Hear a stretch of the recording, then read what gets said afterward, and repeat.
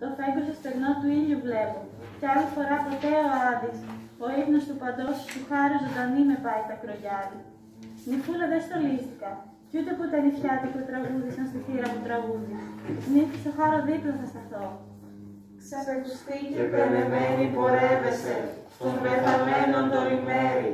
Δε σε μονάτισε κακιό χτυκιό, ούτε και από το στόμα πέρασες μαχαίρας. Νόμο δικό σου χάραξες, η μοναχή θμητή που ζωντανή θα κατεβεί στον Άδη.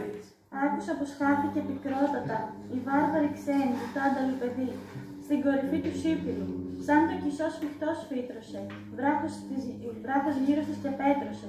Τελειώνουν οι βροχές που λέει και ο μύθος, κι ουδέ τα χιόνια λείψανε ποτέ, και από τα φρύδια στάζει στο λαιμό, το δάκρυ καθώς λέει, όμοιο με αυτή κάποιος Θεός ενάρτη με βυθίζει. Ήταν όμως θεά, θεόν παιδί, και εμείς θνητοί, παιδιά θνητών, μεγάλο πράγμα να ακουστείς όταν χαθείς, πως έχεις μοίρα κλήρο θεϊκό, και ζωντανή και πεθαμένη. Όχι με περιπέτει.